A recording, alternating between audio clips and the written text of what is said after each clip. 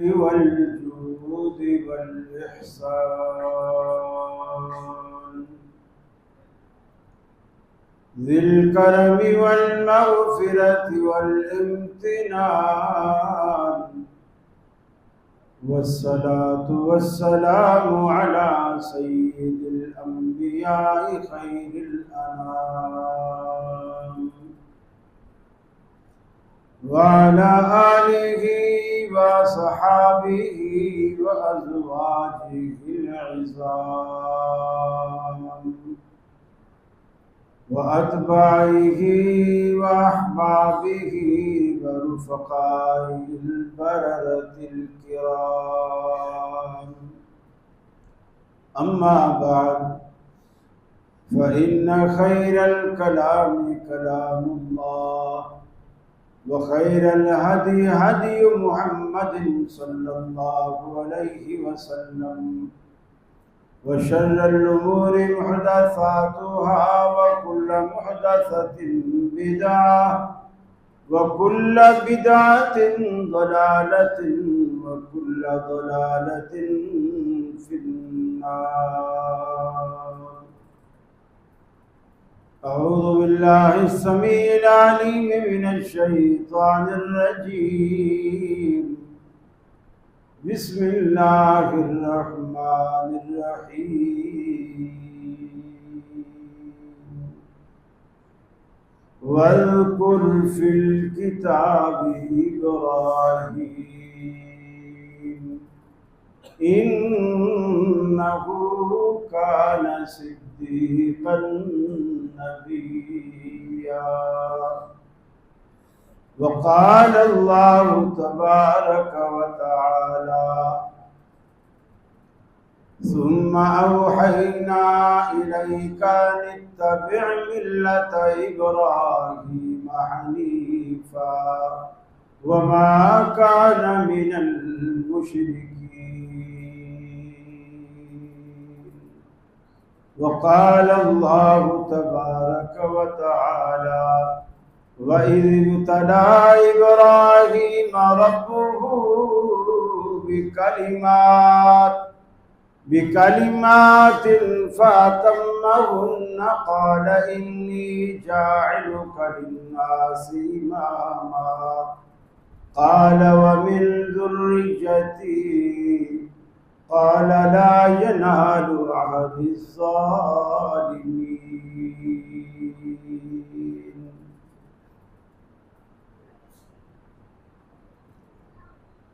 یہ مقصد ہے کہ دنیا سے جہالت دور ہو جائے، کلام اللہ سے مومن کا دل پر نور ہو جائے.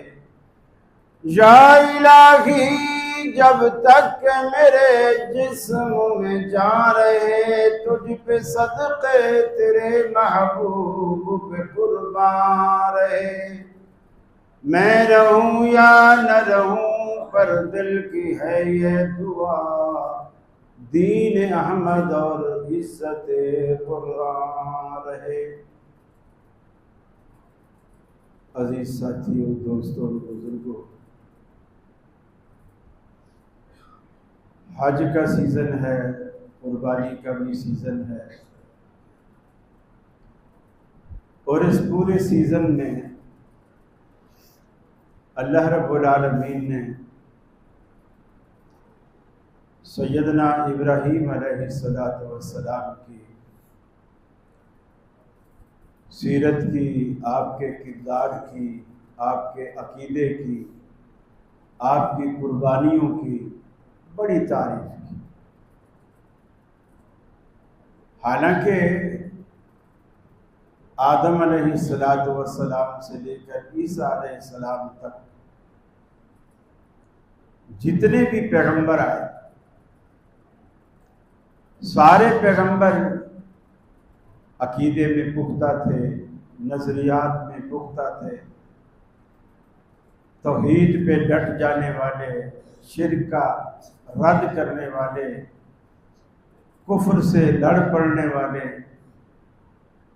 لیکن پورے قرآن میں اللہ نے کہیں بھی اپنے حبیب جناب محمد رسول اللہ صلی اللہ علیہ وسلم کو یہ نہیں کہا کہ آپ باب آدم کی پیروی کرو، آپ عیسیٰ علیہ السلام کی پیروی کرو، آپ یوسف علیہ السلام کی پیروی کرو، نہیں، لیکن جگہ جگہ قرآن میں کئی مقامات پر اللہ نے اپنے حبیب محمد رسول اللہ صلی اللہ علیہ وسلم سے کہا کہ اے حبیب آپ ملت ابراہیم کی پیروی کریں۔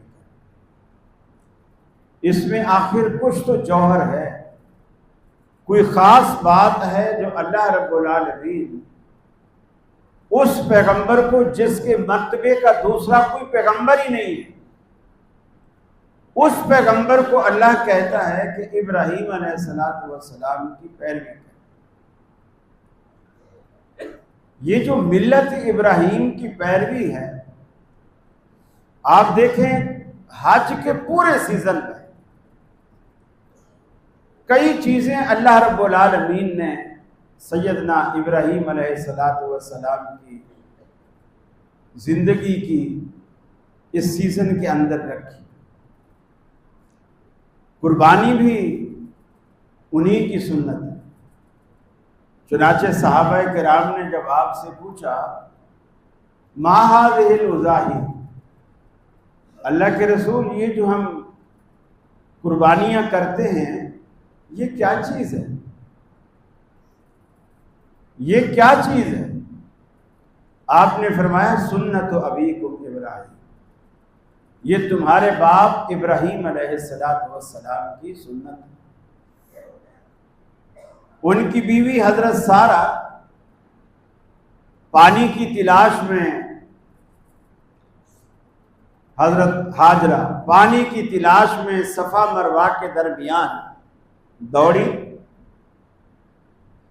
جب بالکل نیچے اتر جاتی تھی تو تھوڑا تیز چلتی تھی، جب چڑھائی پہ آ جاتی تھی تو ویسے بھی چڑھائی پہ انسان تھوڑا ہلکا ہو جاتا ہے، یعنی اس کی اسپیڈ میں، رفتار میں، حتیٰ کہ انسان تو خود اپنی طاقت سے چل رہا ہوتا ہے، گاڑیاں بھی اگر چڑھائی پہ آپ چڑھائیں گے تو وہ بھی ہلکی ہو جاتی ہے، اترائی پہ تیز ہو جاتی ہے۔ وہ جب اونچائی پہ آتی ہے ادھر ادھر دیکھتی قافلے والوں کو، کہیں سے کوئی قافلہ نظر آئے، کسی کے پاس کوئی پانی کا مشکیزہ نظر آئے یا کہیں کوئی چشمہ نظر آئے، لیکن نہیں، اور اسی طرح انہوں نے 7 چکر لگائے۔ اور اللہ رب العالمین نے گویا حضرت ہاجرہ کی یہ ادا اللہ کو اتنی پسند آئی، اس کو حج کا حصہ بنا دیا، حج کا حصہ بنا۔ ابراہیم علیہ السلام نے بیت اللہ کی تعمیر کی انہی بنیادوں پر جس بنیاد پر حضرت آدم سے اللہ نے کرائی تھی۔ اسماعیل علیہ السلام نے مزدور کا کردار ادا کیا اور ابراہیم علیہ السلام نے مستری کا کردار ادا کیا، اور اس کے بعد انہوں نے دعا کی۔ اور آج جو آپ مکہ میں دیکھتے ہیں نا، دنیا کے، پوری دنیا کے پھل آپ کو وہاں ملتے ہیں، جو ہم نے پاکستان میں دیکھے بھی نہیں ہوتے، وہاں آئے ہوئے ہوتے ہیں۔ بعض تو ایسے ایسے پھل ہوتے ہیں ہمیں پتہ بھی نہیں ہوتا کہ اس کو کھاتے کیسے، چھلکے سمیت کھاتے ہیں کہ ایسے کھاتے ہیں، یہ کھٹا ہوتا ہے کہ میٹھا ہوتا ہے، پتہ ہی نہیں ہوتا، ہم نے زندگی میں پہلی دفعہ دیکھا ہوتا۔ یہ ابراہیم علیہ السلام کی دعا کا نتیجہ ہے کہ انہوں نے اللہ سے دعا کی کہ اے اللہ اس شہر کو پھلوں سے مالا مال کر دے اور اس شہر کو امن والا بنا دے۔ اور اللہ نے دونوں دعائیں ابراہیم علیہ السلام کی قبول کی، اور انہوں نے بیت اللہ تعمیر کرنے کے بعد اللہ سے بطور مزدوری کے مانگا کہ اللہ اس شہر کو پھلوں سے لبریز کر دے اور امن کا گہوارہ بنا دے۔ اور آج بھی الحمدللہ وہ امن کا گہوارہ ہے۔ رات پوری کی پوری راتیں آپ کو ایسی نظر آتی ہیں جیسے دن ہو، روشنی کی کوئی کمی نہیں، بجلی جانے کا کوئی تصور نہیں، یعنی اللہ نے الگ ہی انتظامات سارے کر دیے۔ یہ محض ابراہیم علیہ السلام کی دعاؤں کا نتیجہ ہے کہ بالکل ایسی جگہ تھی جہاں پانی کا نام و نشان نہیں تھا، اور اللہ نے وہاں پانی کا ایسا چشمہ جاری کیا کہ نبی کریم صلی اللہ علیہ وسلم نے فرمایا کہ اللہ حاضرہ پر رحم کرے، اگر وہ پانی کے گرد منڈیر نہ بناتی، اس کو نہ روکتی، تو آج پوری دنیا میں زمزم ہوتا۔ ہم منظور کالونی میں بیٹھے ہوئے زمزم پیتے، جہاں بورنگ کرتے آپ کو زمزم ملتا، پوری دنیا میں جب زمزم ہوتا تو اللہ تعالیٰ پھر اسی طرح کرتا۔ اگرچہ حضرت حاضرہ نے اس کو روکا، اس کے باوجود اللہ تعالیٰ نے وہ جو رسول اللہ صلی اللہ علیہ وسلم کی بات تھی کہ پوری دنیا میں زمزم ہوتا، وہ اللہ تعالیٰ نے اس بات کو آج بھی پورا کیا ہے۔ حاجی جاتے ہیں، عمرے پہ لوگ جاتے ہیں، جہازوں کے جہاز لدے ہوئے آتے ہیں، اور پوری دنیا میں جہاں جہاں سے مسلمان آتا ہے وہ ایک دو کین اگر فیملی کے ساتھ آتا ہے تو ہر پاسپورٹ پر ایک کین تو جانا ہی دیتے ہیں، اور کچھ لوگ چھپا کے بھی لے آتے ہیں، کسی کے پاس سامان نہیں ہوتا سامان میں چھپا کر بھی لے آتے ہیں، لیکن لے آتے ہیں، اور پوری دنیا میں یہ جا رہا ہے۔ اور دیکھ لو آج ہماری بورنگ 10 سال بعد، 15 سال بعد، 20 سال بعد وہ خشک ہو جاتی ہے، پھر کیا کہتے ہیں جی پانی خشک ہو گیا، پائپ بڑا کرنا پڑے گا، نیچے ڈالنا پڑے گا۔ اب آپ دیکھ لیں کب ابراہیم علیہ السلام کا زمانہ تھا، اور نبی کریم کے زمانے کے بعد بھی اب 15ویں صدی چل رہی ہے، لیکن اس پانی نے خشک ہونے کا نام نہیں لیا، اور اللہ نے ایسے اجزاء اس میں شامل کر دیے۔ رسول اللہ صلی اللہ علیہ وسلم نے فرمایا کہ اس میں دونوں خوبیاں ہیں، پیاس بھی بجھاتا ہے اور غذا بھی دیتا ہے۔ یعنی جیسے بندہ روٹی نہ کھائے، اس کو روٹی میسر نہیں ہے، اور صرف زمزم پیے، تو اللہ رب العالمین اس کو دونوں چیزیں اس میں سے مہیا کرے گا، پیاس والا عنصر وہ بجھے وہ بھی، اور بھوک بجھے وہ بھی، اور غذائیت اس کو ملے وہ بھی۔ اور تیسری خوبی جو کسی پانی میں نہیں ہوتی وہ یہ کہ جو مراد دل میں رکھ کر پیو گے اور پیٹ بھر کر پیو گے، ایک سانس میں پیو، پیٹ بھر کے پیو، مراد دل میں رکھ کر پیو، اللہ تعالیٰ اس کی برکت سے آپ کی وہ مراد بھی پوری کر دیتا ہے۔ تو آپ ادھر ادھر مزاروں پہ فلاں جگہ ادھر یہ چکر لگانے کی بجائے اگر آپ کی کوئی آرزو اٹکی ہوئی، پوری ہو نہیں رہی، آپ نے سب کچھ کر کے دیکھ لیا، آپ میری مانیں، آپ کو اگر اللہ نے 4 پیسے دیے ہیں، آپ عمرہ پہ چلے جائیں، عمرہ پہ چلے جائیں۔ فرض کر لیجیے آپ کو بچہ چاہیے، 10 سال آپ کی شادی کو اولاد نہیں ہونا، آپ بیوی کو بھی لے جائیں، خود بھی چلیں، عمرہ کریں۔ عمرہ کرنے میں جب زمزم پینے کی باری آئے نا، بس آپ کوئی تمنا دل میں نہ رکھیں، بیوی سے بھی کہیں، آپ بھی کہیں، ایک ہی تمنا دل میں رکھیں، اللہ ہمیں نرینہ اور صالح اولاد چاہیے۔ انشاءاللہ اللہ تعالیٰ آپ کو وہ خوشخبری، آپ پاکستان آئیں گے اور اللہ رب العالمین آپ کو خوشخبری سنائے گا۔ یہ زمزم کی برکتیں ایسی رائگاں نہیں جاتی، اللہ اولاد بھی دے گا اور نیک دے گا، بشرطے کہ آپ کو پورا یقین ہو کہ اللہ کے رسول نے جو فرمایا ہے یہ بالکل سچ ہے۔ میرے پہلے بیٹے کے درمیان اور دوسرے بیٹے کے درمیان 10 سال کا گیپ ہے، 10 سال کا گیپ۔ 96 میں حج پہ گیا اور پہلی دفعہ حج، میں نے اس میں 4 مرادیں دل میں رکھی، ایک آخرت کی تھی اور 3 دنیا کی۔ اللہ رب العالمین نے تینوں دعائیں اس میں ایک بچے کی تھی۔ جب میں آیا پہلے سال اللہ رب العالمین نے مجھے خوشخبری سنائی، اور تینوں دعائیں اللہ رب العالمین نے دنیا میں کی جانے والی وہ میری دعائیں پوری کی۔ میں 6 فلور پہ رہتا تھا، میں نے کہا یا اللہ میں دن بدن بوڑھا ہوتا جا رہا ہوں، لفٹ بھی نہیں ہے، میں نہیں چل سکتا، اور آگے تو اور بوڑھا ہو جاؤں گا، مجھے زمین کا گھر۔ اللہ تعالیٰ نے سن 2000 میں مجھے زمین کا گھر۔ یہ اللہ رب العالمین سے یقین سے بندہ مانگے، یقین مانیے بندہ سوچ بھی نہیں سکتا کہ اللہ تعالیٰ کیسے دیتا ہے۔ اور جب اس نے دنیا کی دعائیں پوری کر دی ہیں تو انشاءاللہ آخرت والی بھی پوری کرے گا، اس لیے کہ دنیا کا بھی بادشاہ وہی ہے، آخرت کا بھی بادشاہ وہی ہے۔ ہماری فائل، ہماری درخواست تو اسی کے پاس ہے، اسی کی جناب میں گئی ہوئی ہے۔ تو اللہ رب العالمین پہ بھروسہ کیجیے۔ ابراہیم علیہ السلام کی جو اللہ نے تعریف کی اور ہمیں کہا کہ ملت ابراہیم کی پیروی کیجیے، اپنے رسول سے کہا کہ ملت ابراہیم کی پیروی کریں، فتبع ملت ابراہیم حنیفا۔ یہ بہت بڑی خوبی تھی کہ ابراہیم علیہ السلام یکسو تھے۔ یکسو کا مطلب یہ ہوتا ہے جسے آپ اردو میں کہیں یکجائی۔ ایک ہوتا ہے ہرجائی، ایک ہوتا ہے یکجائی۔ مشرک عموماً ہرجائی ہوتا ہے، مشرک ہرجائی ہوتا ہے، زانیہ عورت بھی ہرجائی ہوتی ہے، اور جو زنا سے پاک محسنہ ہو، اپنی عزت آبرو کی حفاظت کرنے والی ہو، وہ یکجائی ہوتی ہے۔ یہی موحد کا کام ہے، وہ بھی یکجائی ہوتا ہے۔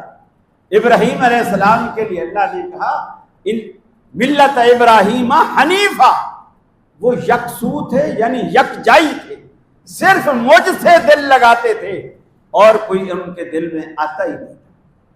ان کی ساری محبت، ساری محنتیں، ساری جدوجہد میرے لیے ہوتی تھی کہ اللہ کو میں کس طرح راضی، اور مجھے تو وہ ناخوش کرتا ہی نہیں۔ اور اتنی قربانیاں قرآن کہتا ہے، فرمایا وَإِذِ ابْتَلَىٰ إِبْرَاهِيمَ رَبُّهُ بِكَلِمَاتٍ فَأَتَمَّهُنَّ۔ ہم نے سیدنا ابراہیم علیہ السلام کو کئی موقعوں پر آزمایا، آزمائشوں میں مبتلا کر دیا۔ ایسی ایسی آزمائشوں کی چکی میں ہم نے پیسا، فَأَتَمَّهُنَّ، لیکن ان ساری آزمائشوں میں سرخرو ہو کر کے نکلے، سرخرو ہو کر کے نکلے، کامیاب ہوئے، پورے اترے۔ جس وقت بالکل کم عمری میں تھے، بالکل بیٹے تھے، ابھی باپ کی بھی ان کو ضرورت تھی، ماں کی بھی ضرورت تھی، گھر کی بھی ضرورت تھی، اور اب جوانی میں قدم رکھا، ہم نے نبوت کا تاج بھی پہنا دیا، اور دعوت و تبلیغ کا آغاز اپنے گھر سے کیا، اپنوں کو سمجھانا شروع کیا۔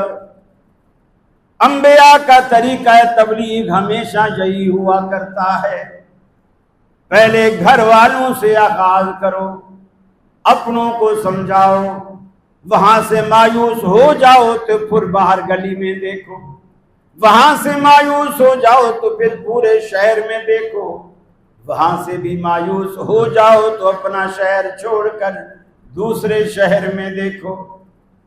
لیکن آج دنیا کہتی ہے میاں اپنوں کو کچھ نہ کہو۔ ایک جگہ میں نے خطبہ دیا، بعد میں مجھے پتہ چلا کہ وہ انتظامیہ کی طرف سے شکایت آئی ہے کہ قاری صاحب کو بولو کہ یہ اہل حدیثوں کے بارے میں کچھ نہ کہا کریں، کیونکہ حنفی بھی آتے ہیں، دوسرے لوگ بھی آتے ہیں، کبھی کبھی بریلوی بھی آ جاتے ہیں، پھر وہ کہتے ہیں ان کا مولوی دیکھو ان کو رگڑا دے گی، یہ ٹھیک، یہ صحیح۔ حالانکہ انبیاء کی سنت یہ وَأَنذِرْ عَشِيرَتَكَ الْأَقْرَبِينَ، سب سے پہلے اپنے قریبیوں کو ڈراؤ، اور میرے قریبی تو آپ ہیں۔ جب میں اہل حدیث ہوں تو میرے قریبی اہل حدیث ہیں، باقی تو سب کے سب دور ہیں، آپ میرے قریب ہیں۔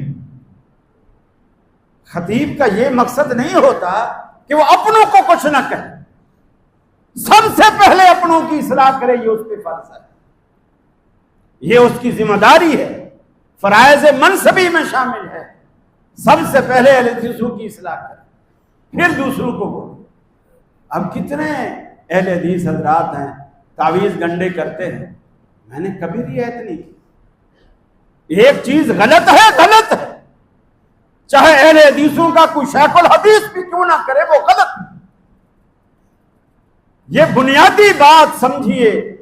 آج ہم نہیں تانے دیتے حنفیوں کو کہ میاں دیکھو ان کی کتاب میں فلاں بات لکھی ہوئی ہے اور وہ بات صدیوں سے لکھی ہوئی ہے اور وہ بات کتاب اتنے عرصے سے چھپ رہی ہے، اب تک چھپ رہی ہے، انہوں نے ٹھیک ہی نہیں کی۔ ہم نہیں تانا دیتے، تو پھر جب کوئی ہمیں تانا دے تمہارا شیخ الحدیث تو یہ کرتا ہے، تمہارا شیخ الحدیث تو یہ کرتا ہے، وہ تعویذ گنڈے کرتا ہے، وہ بوتلوں میں تھو تھو کرتا ہے، وہ دھاگے باندھتا ہے، وہ یہ کرتا ہے، وہ کرتا ہے، تو ہم بولیں نہیں نہیں ہمارے شیخ الحدیث کے بارے میں ایسا نہ کہ نہیں میرے بھائی، غلط غلط ہے، کچھ بھی کرے۔ ابراہیم علیہ السلام نے دیکھو دعوت کا آغاز کہاں سے کیا؟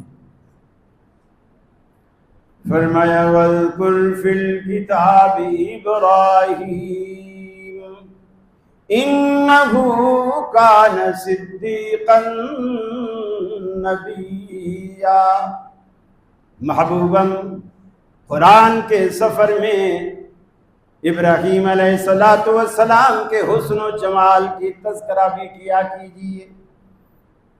وَاذْكُرْ فِي الْكِتَابِ إِبْرَاهِيمَ، قرآن میں ابراہیم علیہ السلام کا تذکرہ بھی پڑھا کیجیے۔ اِنَّهُ كَانَ صِدِّيقًا نَبِيًّا، ابراہیم تو ہمارا سچا پیغمبر تھا۔ ان کی سچائی کی سب سے پہلی علامت کیا ہے؟ دعوت و تبلیغ کا آغاز کرتے ہیں، نبوت کا تاج سر پہ سجاتے ہیں، اس کے بعد دعوت کا آغاز اپنے گھر سے کرتے ہیں۔ فرماتے ہیں یا آباتی یا آباتی لما تعبد ما لا يسمع ولا يبصر ولا يغني عنك شيئا۔ اے ابا جان، ادب اور احترام کا دائرہ بھی اپنی جگہ قائم۔ یا آباتی، اے ابا جی، لما تعبد ما لا يسمع ولا يبصر، ابا جی آپ کیوں ان کی پوجا کرتے ہو؟ لا تعبد لما تعبد ما لا يسمع ولا يبصر، جو نہ سن سکتے ہیں نہ دیکھ سکتے ہیں، ان کی پوجا کیوں کرتے ہو؟ پوجا کے لیے یہ بھی ضروری ہے کہ وہ دیکھ بھی سکتا ہو، سن بھی سکتا ہو، تاکہ اس کا بندہ جب اس کی جناب میں اپنی آہو بقا پیش کرے تو وہ سن تو سکتا ہو، وہ اپنی جبین نیاز اس کی چوکھٹ پر رگڑے تو وہ دیکھ بھی سکتا ہو، جبھی تو وہ کام کرے گا نا۔ آغاز اپنے باپ سے کی، اور یہ نہیں کہا کہ ابا جی آپ تو میرے ابا ہیں، چلو آپ یہ جو بتوں کی پوجا کرتے ہو نا چھپ کے کر لیا کرو، باہر مندروں میں جا کے نہیں کیا کرو، کیونکہ لوگ پھر برا مناتے ہیں، مجھے بھی میری بھی بے عزتی کرتے ہیں، لوگ کہتے ہیں پہلے اپنے باپ کو تو دیکھ۔ وہ تو یہی کام کرتا ہے، فیکٹری لگا کے بیٹھا ہے بتوں کی، بت بنا بنا کے بیچتا ہے، بھٹی میں پکا پکا کے بیچتا ہے۔ کچے بت سستے ہوتے تھے، پکے بت مہنگے ہوتے تھے۔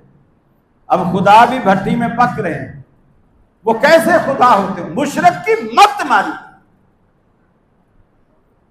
اب قرآن نے جہاں بھی کہا ملت ابراہیم حنیف، آ کے کہا وما کان من المشرکین، یہ جڑے ہوئے ہیں۔ میرا ابراہیم یکجائی تھا اور وہ مشرک نہیں تھا۔ مشرک نہیں تھا کا مطلب ہر جائی نہیں تھا، ایک ہی جگہ ماتھا ٹکاتا تھا، ایک کے آگے ہاتھ پھیلاتا تھا، ایک کے آگے جھولی پھیلاتا تھا، اسی کے آگے روتا، اسی کے آگے گڑ گڑاتا، اسی سے مانگتا، اسی کو اپنا دکھڑا سناتا، غیر کے دروازے پر نہیں جاتا۔ اور اللہ نے آزمایا، جب انہوں نے والد کو تبلیغ کی نا، والد نے بھی پہلے کہا قَالَ رَاغِبٌ أَنْتَ عَنْ آلِهَتِي يَا إِبْرَاهِيمُ، اے ابراہیم، اگر تو ہمارے معبودوں کو برا بھلا کہنے سے باز نہ آیا، اپنی یہ نشتر زنی کے جو جملے آپ چلاتے ہو یہ اگر جاری رکھے، یاد رکھ لینا میں تمہیں گھر سے بھی نکالوں گا، لَأَرْجُمَنَّكَ وَهْجُرْنِي مَلِيًّا، میں تمہیں پتھروں سے مار مار کے رجم کرا دوں گا، پتھر مار مار کے تمہیں رجم کرا دوں گا۔ ایک کتنا بڑا طبقہ دنیا کے اندر جو صرف سیدنا علی المرتضیٰ رضی اللہ تعالی عنہ کے والد کو بچانے کے لیے، یہاں کہتے ہیں میاں یہ ابراہیم علیہ السلام کا ابا نہیں تھا، یہ تو ان کا چاچا تھا، یہ تو چاچا تھا، قرآن نے ایک جگہ بھی نہیں کہا کہ یہ چاچا تھا۔ پھر چاچا دھمکی دے گا بھتیجے کو کہ میں تمہیں گھر سے نکالوں گا، وہ چاچا کے گھر میں رہتے تھے، میں تمہیں گھر سے نکال دوں گا، پتھروں سے مروا دوں گا۔ اور اگر ان کا ابا مسلمان تھا تو کہیں قرآن ذکر کرتا ہے کہ وہ آ کے سامنے کھڑے ہوئے خبردار یہ میرا بیٹا ہے، تو کون ہوتا ہے اسے پتھروں سے مروانے والا یا گھر سے نکالنے والا؟ یہ میرے گھر میں رہتا ہے، تیرے گھر سے کھاتا ہے۔ ہم اتنے معمولی لوگ ہیں پھر بھی ہم میں غیرت جاگتی۔ ابراہیم علیہ السلام میں کوئی غیرت نہیں جاگی اور ان کے باپ میں بھی کوئی غیرت نہیں جاگی، صرف ایک بندے کو کہ یہ ہو ہی نہیں سکتا کہ بیٹا علی ہو اور باپ مسلمان نہ ہو، یہ کیسے ہو سکتا؟ میں نے ٹی وی پہ میں نے کہا بخاری شریف میں ہے، بخاری شریف میں ہے۔ عامر لیاقت صاحب کہنے لگے ٹھیک ہے حدیثوں میں ہوتا ہے، لیکن کچھ باتیں ایسی ہوتی ہیں جو موقع پہ آ کے انہیں اسکپ کرنا پڑتا ہے، انہیں ہٹانا پڑتا ہے، چھوڑنا پڑتا ہے، بیان نہیں کیا جاتا۔ آپ تو جو بھی آتا ہے ہر بات بیان کر دیتے ہیں۔ اہل حدیثوں کی یہی تو کمزوری، قرآن میں کچھ آ جائے، حدیث میں آ جائے، پھر یہ بولنے سے پھر نہیں چوکتے، پھر یہ بتا دیتے ہیں کہ حدیث میں یہ۔ پچھلے سال ایک صاحب وزیری صاحب تھے اور ان کا نام شیعہ کے عالم تھے، یہ گلگت بلتستان سے آتے ہیں، وہ سوکھے سے دبلے پتلے سے، کہنے لگے ایسا کبھی ہو ہی نہیں سکتا کہ سیدنا علی المرتضیٰ کی حضرت فاطمہ کی آپس میں کبھی رنجش ہوئی۔ میں نے کیا ہوئی؟ بولے نہیں ہوئی۔ میں نے کیا ہوئی ہے؟ بخاری شریف میں ہے کہ سیدنا علی المرتضیٰ فاطمہ سے ناراض ہو کر مسجد میں جا لیٹے، اللہ کے رسول آئے اور فاطمہ سے پوچھا علی کہاں؟ انہوں نے کہا یا رسول اللہ وہ مجھ سے کسی بات پہ ناراض ہو گئے اور وہ گھر میں نہیں سوئے، باہر چلے گئے۔ آپ نے بلال کو بھیجا جاؤ دیکھ کر آؤ مسجد میں، مسجد دیکھا تو لیٹے ہوئے، آپ خود گئے اور جا کر کے علی کو اٹھایا، پہلو پہ مٹی لگی ہوئی تھی، آپ نے مٹی جھاڑتے ہوئے کہا اے مٹی والے ابو تراب اٹھو اٹھو، اٹھایا اور ہاتھ پکڑا اور بیٹی کے گھر لے کہنے لگے یہ جعلی روایتیں، بخاری کو کہنے لگے یہ جعلی روایتیں۔ میں نے کہا دنیا میں صرف ایک ماتم ہی اصلی ہے، باقی سب کچھ جعلی ہے، باقی سب کچھ جعلی ہے۔ یعنی کوئی پیندہ ہی نہیں ہے، کوئی معیار ہی نہیں ہے کہ کسی بات کو آپ پرکھیں گے تو کس طرح پرکھیں گے۔ قرآن مجید اللہ رب العالمین کا کلام، اور یہ اتنی دفعہ واضح لفظوں میں کہہ رہا ہے۔ ابراہیم علیہ السلام بار بار کہتے ہیں یا ابتی یا ابتی یا ابتی، اے ابا جان اے ابا جان اے ابا جان۔ اور پھر آگے سارے واقعات بھی آپ دیکھیں تو اسی طرح کے واقعات۔ فرمایا وَإِذِ ابْتَلَىٰ إِبْرَاهِيمَ رَبُّهُ بِكَلِمَاتٍ فَأَتَمَّهُنَّ، ابراہیم علیہ السلام کو رب العالمین نے کئی باتوں میں آزمایا، اور آزمایا تو وہ پورے اترے۔ باپ نے گھر سے نکال دیا تو نکل گئے، بے یار و مددگار ہو گئے، بے گھر ہو گئے، لیکن اس کا در نہیں چھوڑا، اس سے مانگنا نہیں چھوڑا، اس کے آگے جھکنا نہیں چھوڑا، اس کے آگے سجدے نہیں چھوڑے، اس کے آگے دامن پھیلانا نہیں چھوڑا، اس کو دکھڑا سنانا نہیں چھوڑا۔ اللہ رب العالمین نے بھی پھر آزمایا، آخر بادشاہ سے ٹکر ہو گئی۔ بادشاہ نے آگ کا بڑا الاؤ جلوایا، نمرود نے آپ کو آگ میں ڈلوایا گیا، آگ میں ڈالے گئے۔ آگ میں جاتے ہی رب العالمین نے آگ کو حکم کر دیا، یا نار کونی بردا و سلاما، اے آگ خبردار، ہمارا پیارا پیغمبر ابراہیم علیہ السلام تیرا مہمان بننے آ رہا ہے، اس کا ایک بال بھی بیکا نہیں کرنا۔ بردوں و سلاما، ٹھنڈی بھی ہو جا، سلامتی والی بھی ہو جا۔ لوگ کہتے ہیں ابراہیم علیہ السلام نار میں چلے گئے، آگ میں چلے گئے۔ اللہ کہتا ہے، رب العالمین فرماتا ہے، ہم نے ابراہیم کے لیے نار کو بھی گلزار بنا دیا۔ جب بندہ ہمارا ہو جاتا ہے ہم بھی اس کے بن جاتے ہیں۔ وَإِذِ ابْتَلَىٰ إِبْرَاهِيمَ رَبُّهُ بِكَلِمَاتٍ فَأَتَمَّهُنَّ، ابراہیم علیہ السلام کو ہم نے آزمایا، ابراہیم علیہ السلام پورے اترے۔ ہم نے سیدنا ابراہیم علیہ السلام سے کہا، اے ابراہیم، اب تیرا وہ لگتے جگر جو تیری انگلی پکڑ کر تیرے ساتھ سفر میں تیرے ساتھ ساتھ چلتا ہے، تیرا دل لبھاتا ہے، تیرے من کو بھاتا ہے، ہمیں اس کی قربانی چاہیے، اور قربانی بھی تیرے اپنے ہاتھ سے چاہیے۔ یہ نہیں ہے کہ کوئی کرائے کا کسائی بلا اور اس کو پکڑ کے اس کو بول کے میرے بیٹے کو ذبح کر دے، نہیں، یہ تو پھر بھی آسان ہے، نسبتاً اس کے پھر بھی آسان ہے۔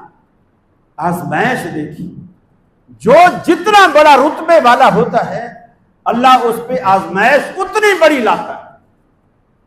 اللہ رب العالمین نے کہا، ابراہیم تیرے بیٹے کی قربانی تو چاہیے، لیکن قربانی بھی تیرے ہاتھ سے چاہیے۔ ایسا ہے کوئی دل گردے والا دنیا میں؟ اپنے لخت جگر کو، لخت جگر بھی وہ جسے دعاؤں سے مانگا ہو، دعائیں مانگ کر مانگا اور اللہ نے دے دیا، پھر اس کا بچپن گزر گیا، اب ایسا بھی آ گیا، بھاگنے دوڑنے والا ہو گیا، باپ کا سہارا بننے کے قابل ہو گیا۔ اب اللہ کا ابراہیم اس سہارے کو اپنے ہاتھ سے کاٹ دیا۔ یقین مانیے ایک جملہ بھی ابراہیم علیہ السلام نے نہیں کہا، یا اللہ اس کے بدلے کچھ اور لے لے، چلو میری جان لے لے، میری جان لے لے۔ ماں باپ ایسے موقع پر ایسا ہی کہتے، جب اولاد پہ آتی ہے نا تو ماں باپ کہتے ہیں، یا اللہ میرے جتنے بھی سکھ ہیں سارے میرے بیٹے کی زندگی میں ڈال دے، اور اس کے جتنے دکھ ہیں وہ سارے میری زندگی میں ڈال دے۔ بعض دفعہ ماں باپ کہہ رہے ہوتے ہیں، اللہ کرے بیٹا میری عمر بھی تجھے لگ جائے، لیکن ابراہیم علیہ السلام سے اللہ نے کہا بیٹے کی قربانی چاہیے، تیرے ہاتھ سے چاہیے، ایک لفظ نہیں بول۔ اور یہ حکم اللہ نے خواب میں دی، اور پیغمبر کے خواب وہی ہوتے ہیں۔ اپنے فوراً بیٹے کو بلایا اور بیٹے سے کہا، بیٹا ایک بات بتاؤ۔ فرمایا، انی ارا فی المنام انی اذبحک فانظر ماذا تری۔ میں نے خواب دیکھا ہے، خواب میں میں تجھے ذبح کر رہا ہوں، تیری گردن ہے، میرے ہاتھ میں چھری ہے، اور میں تجھے ذبح کر رہا ہوں، مجھے بتائیے فانظر ماذا ترى، تیری کیا رائے ہے؟ آگے صبر والا بیٹا کیا کہتا ہے؟ آج دنیا کہتی ہے کہ میاں پورے کے پورے دین کو خوابوں میں اتار دیا، پیغمبر کا خواب بھی اللہ کی وحی ہوا کرتا ہے۔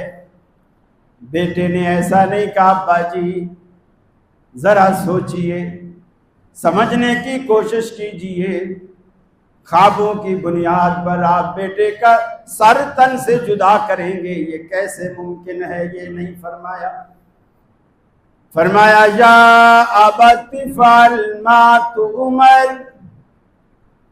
یہ بھی نہیں کہا ابا جان اس پہ عمل کیجئے جو آپ نے خواب دیکھا، یہ بھی نہیں کہا یا ابت فعل ما تؤمر، ابا جی اسے فوراً کر ڈالیے جو اللہ نے آپ کو حکم دیا ہے، اس لیے کہ میرے لیے اس سے بڑی سعادت کی بات اور کیا ہو سکتی ہے؟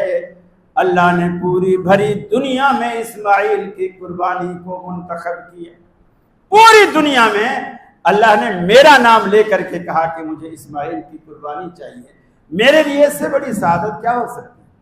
ابا جی آپ مجھ سے پوچھ رہے ہیں، آپ کریے، یہ نہیں کہا جو آپ نے خواب دیکھا، نہیں، اللہ نے جو آپ کو حکم دیا وہ کیجئے، ستجدنی انشاءاللہ من الصابرین، انشاءاللہ آپ مجھے صبر کرنے والا پائیں گے، میں واویلا نہیں کروں گا، آپ کے ہاتھ بھی نہیں روکوں گا، کچھ نہیں کروں گا، یہ قربان ہونا میرے لیے سعادت کی بات ہے۔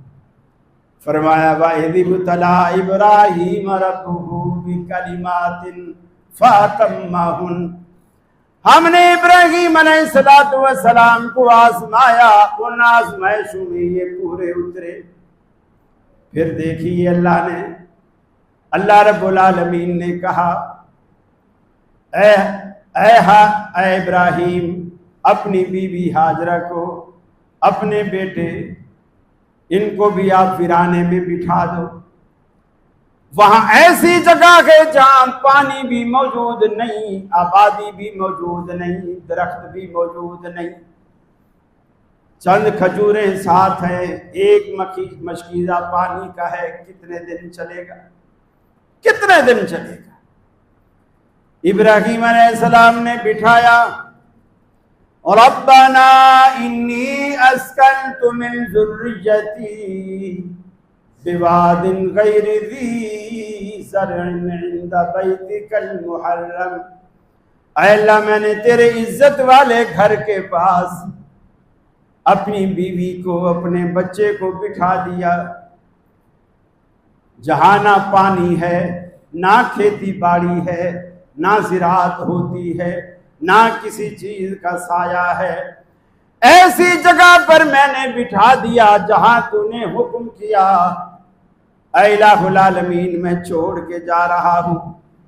خاموشی سے بٹھایا، واپس پلٹے، پیچھے ہاجرہ دوڑی، مجھے بتاتے تو جاؤ کہ آپ ہمیں یہاں ویرانے میں کس کے سہارے پر چھوڑے جا رہے ہو؟ کچھ نہیں بولے، پیچھے بھاگتی رہی، پوچھتی رہی، آخر جب حضرت ابراہیم بھی مجبور ہو گئے، رک گئے، آسمان کی طرف انگلی اٹھائی، اس کے حکم سے تمہیں یہاں چھوڑے جا رہا۔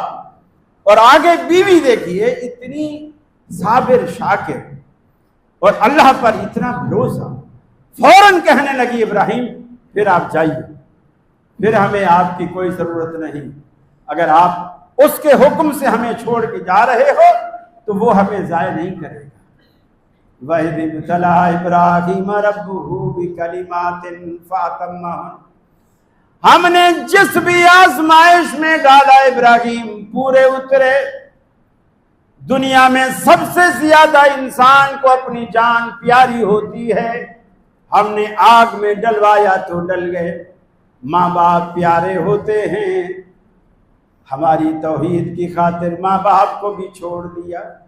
اولاد پیاری ہوتی ہے، ہمارے حکم کی تعمیل میں بیٹے کی گردن پہ بھی چھری چلا دی. یہ الگ بات ہے کہ ہم نے چلنے نہیں دی، لیکن انہوں نے کوئی کمی نہیں چھوڑی.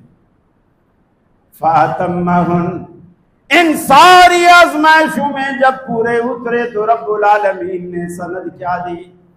قَالَ إِنِّي جَاعِلُكَ لِلنَّاسِ إِمَامًا، اے ابراہیم ہم نے پوری کائنات کو آپ کا امام بنا دیا ہے.